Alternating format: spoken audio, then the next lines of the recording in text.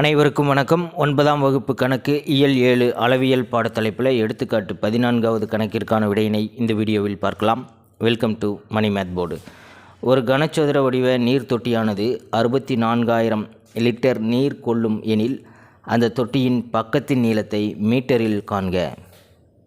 ஒரு கனசதுர வடிவ நீர் தொட்டி எவ்வளவு தண்ணீர் பிடிக்கும் அப்படின்னு சொல்லியிருக்காங்க. 64,000 லிட்டர் தண்ணீர் பிடிக்கும். இப்போ முதல்ல கனசதுர வடிவ அந்த தொட்டியின் கன அளவு எவ்வளோ அப்படின்னு கண்டுபிடிக்கணும். அதற்கப்புறம் தான் கனசதுர வடிவ நீர் தொட்டியின் பக்கத்தை கண்டுபிடிக்க முடியும். இதே மாதிரி கணக்கை எடுத்துக்காட்டு 11 பார்த்தோம். ஒரு மீட்டர் கியூப் கன அளவில் 1000 லிட்டர் தண்ணீர் பிடிக்கும். இந்த கணக்கில் 64,000 லிட்டர் கொடுத்துருக்காங்க. இந்த 64,000 லிட்டரை கன அளவுக்கு, அதாவது மீட்டர் கியூபுக்கு கன்வெர்ட் பண்ணி எழுதணும். கணக்கில் கொடுத்துருக்கிறத முதல்ல எடுத்து எழுதணும். ஒரு கனசதுர வடிவ நீர் தொட்டியின் கன அளவு எவ்வளோ லிட்டர் தண்ணீர் பிடிக்கும் அப்படின்னு சொல்லியிருக்காங்க.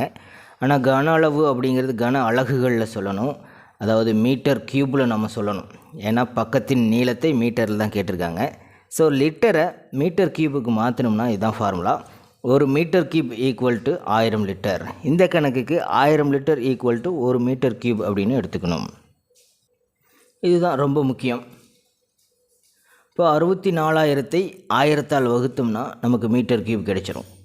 64,000 வகுத்தல் 1000 சமம் 64 மீட்டர் கியூப். இப்போ லிட்டரை மீட்டர் கியூபுக்கு மாற்றிட்டோம். கனசதுர வடிவ நீர் தொட்டியின் பக்க அளவு தான் நம்ம கண்டுபிடிக்கணும். அதை ஸ்மால் லெட்டர் ஏ அப்படின்னு எடுத்துக்கலாம். இப்போ கனசதுர வடிவ நீர் தொட்டியின் கன அளவு கண்டுபிடிச்சிட்டோம், 64 மீட்டர் கியூப். கனசதுரத்தின் கன அளவுக்கான formula a cube. So a cube அப்படிங்கிறது 64 மீட்டர் கியூபுக்கு சமம். இது ரெண்டையும் சமப்படுத்தணும், அப்போ தான் ஏ உடைய வேல்யூ கண்டுபிடிக்க முடியும். ஏவின் கனம் 64னா ஏ எவ்வளோ?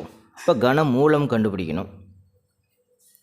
Cube root of A cube சமம் 64 எப்படி எழுதலாம்?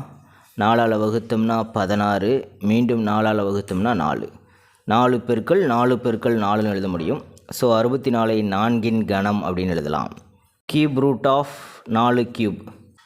ரெண்டு பக்கமும் கியூப் ரூட்டுக்கும் இந்த கியூபுக்கும் கேன்சல் ஆகிடும். ஸோ ஏ சமம் 4 மீட்டர்.